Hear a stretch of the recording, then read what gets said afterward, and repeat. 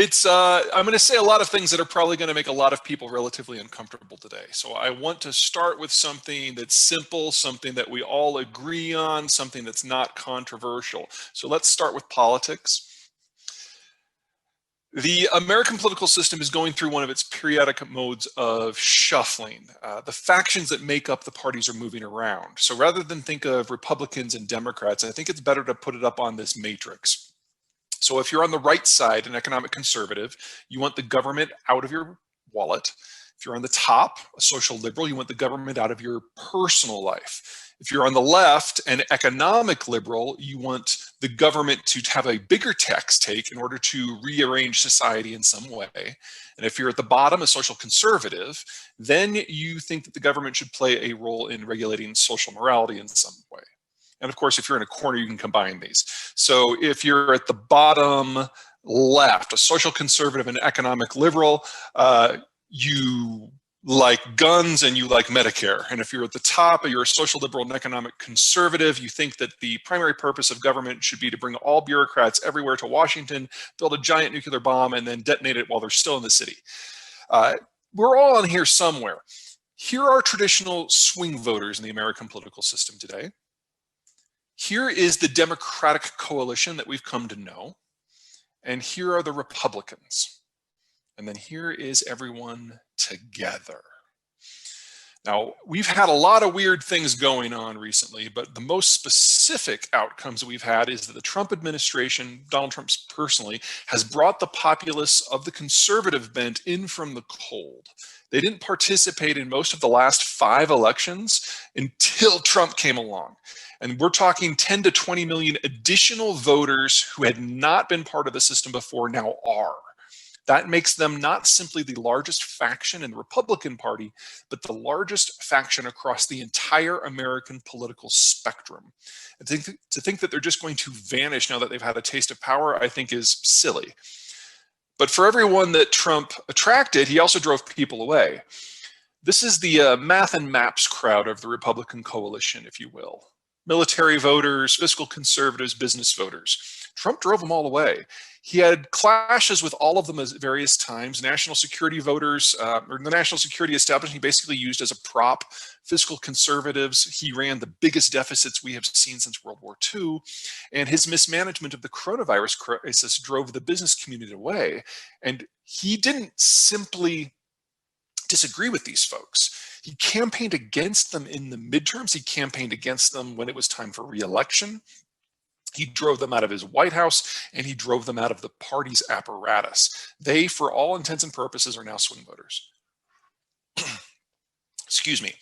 But he was also able to draw other people to make up for the loss of numbers.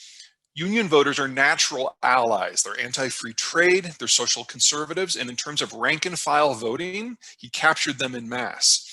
Catholics had a split between the more doctrinal group, the more secular group, and then the group that kind of sees itself in the evangelist light, where the attraction of political power and marrying that to social policy really attracted them, and they became some of his most diehard supporters. And then the Hispanics are always the big surprise to most people. Yes, illegal migrants, and yes, young Hispanics, and yes, first-generation Hispanic Americans tend to be on the left. But once they hit second generation, that changes. In the border states, Trump carried the majority of the Hispanic vote, particularly in the border counties themselves. And that is a bloc that almost won him the election. They've switched.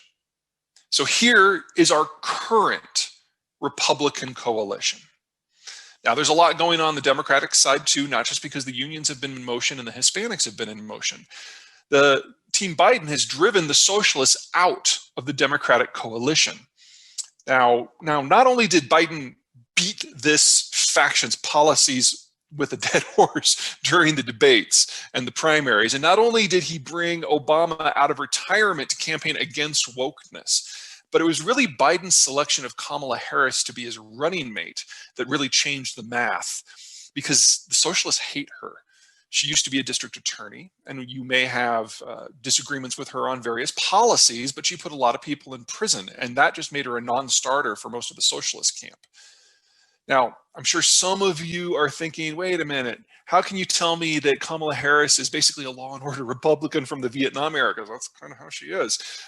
What about Portland? Well, let's talk about Portland. Now, this is exactly what it looks like. This is Darth Vader wearing a dress, riding a unicycle while playing a flame-breathing bagpipe. Portland's not normal.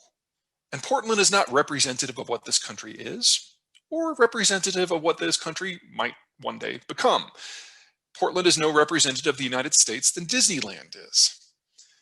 And with the protests we saw last year that we all think of as being big and maybe a watershed, but if you factor out the first week in Minneapolis where it all started, and of course Portland, we never had more than 50,000 people on the streets at a time nationwide. It doesn't crack the top 10 for protest movements in American history. It's just that because of COVID, we were all wed to our screens and anything that we saw became larger than life. Now, were the Black Lives Matter protests important? Sure. And can addressing them, and I mean addressing them, but everything from the Proud Boys to Antifa and everything in between, can addressing all that serve us in our cultural evolution and our national stability? Of course it can. But let's start with a little perspective. Anyway, that's where we are. Trump built a far larger and a far more cohesive social conservative Republican coalition, while the math and maps crowd were banished to the wilderness. And that's kind of where we were until January 6th. Now, we can go down any number of rabbit holes. There's a lot of lessons that happened on that day.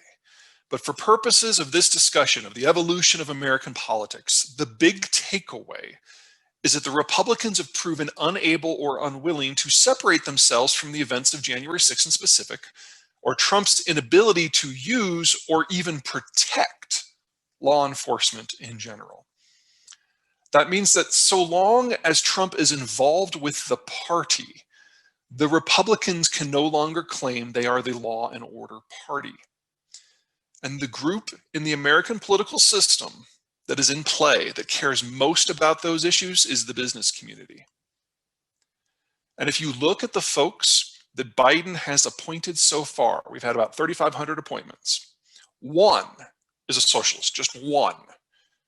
And if you look at the people at the top, particularly at Treasury and Commerce, they're very pro-business.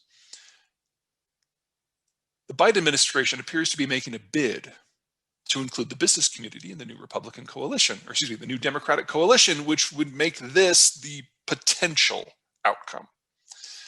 Now, I don't want anyone to get overly dejected or enthusiastic about these evolutions. There's still time for this to all shake out. We are in year 5 of what is normally an 8 to 12 year transition. It makes sense that we're seeing some outlines, but it hasn't gelled yet. But politics evolve. They follow changes in culture and economics and technology and geopolitics. We're dealing with the after effects of the Cold War and the rise of the digital age and a big wave of globalization and now deglobalization. Of course, we are going to manage our politics differently. Now, whether you love this or hate it, now is the time to act.